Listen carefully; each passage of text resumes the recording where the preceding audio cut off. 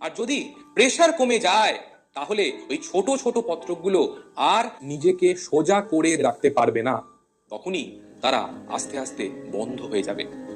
এখন এই যে রসস্ফীতি চাপ, একটা শক্ত আমি শব্দ বলে দিলাম, এই জিনিসটা কি?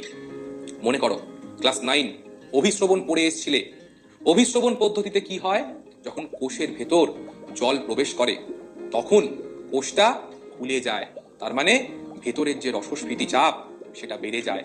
আর যখন কোষ থেকে জল বেরিয়ে যায় তখন এই কোষের মধ্যে থাকা প্রোটোপ্লাজমটা আরো ঘন হয়ে যায়, কোষটা কম্পারেটিভলি একটু আয়তনে ছোট হতে থাকে। তার মানে কি হবে, উল্টোটা, রসস্ফীতি চাপটা কমে যাবে। সোজা উদাহরণ দিই, কিসমিস দেখেছো তো, শুকনো অবস্থায় ভেতরে রসস্ফীতি চাপটা কম, জলে দাও, কিছুক্ষণ রেখে দাও, কিসমিসটা ফুলে যাবে। জল ঢুকেছে, তার মানে রসস্ফীতিজনিত চাপটা বেড়ে গেছে।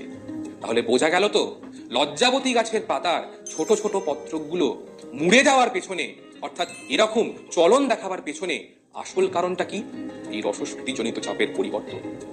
এবার যদি বনচারাল উদ্ভিদের কথায় চলে আসি, সেটা খুব ইন্টারেস্টিং। বনচারাল উদ্ভিদের পাতাগুলোকে দেখতে খানিকটা এইরকম, ওপর দিকে একটা বড় পাতা আর তার গোড়ার দিকে দু সাইডে ছোট ছোট দুটো পাতা বা পার্শ্বফলক অবস্থান করে। আমরা যেমন ফ্রি হ্যান্ড এক্সারসাইজ করি না, দেখে থাকবে এরম ভাবে সোজা হয়ে দাঁড়িয়ে থেকে আমাদের হাত দুটো একবার ওপরের দিকে তুলি, তারপর আবার তলার দিকে নামাই। ঠিক এরকম এক্সারসাইজটাই কিন্তু করে এই বনচারাল উদ্ভিদের পাতা, এবং সেটাও 2 মিনিট অন্তর অন্তর। লজ্জাবতী গাছের পাতার মতোই এই বনচারাল উদ্ভিদের দুপাশে যে ছোট পার্শ্বফলক রয়েছে, তার গোড়ার মধ্যে থাকা কোষের রসস্ফীতি চাপ বেড়ে গেলে কোষগুলো কি হবে, অনেক বেশি ফুলে যাবে, অনেক বেশি শক্তিশালী হয়ে যাবে। তখন পাতা দুটো আস্তে আস্তে ওপর দিকে উঠে আসবে। আবার এই কোষ থেকে যখন জল বেরিয়ে যাবে তখন রসস্ফীতি চাপ অ্যাজ ইউজুয়াল কমে যাবে, তখন কোষগুলো একটু দুর্বল হয়ে পড়বে, তখন কিন্তু সেই সোজা হয়ে দাঁড়িয়ে থাকা পাতাকে আর সোজা হয়ে দাঁড় করাতে পারবে না, পাতাগুলো নিচের দিকে নেমে আসবে। এইভাবেই কিন্তু চলন সম্পন্ন হয়। তাহলে বুঝতে পারলে তো যে রসস্ফীতি চাপের গল্পটা কোথায়? একদম।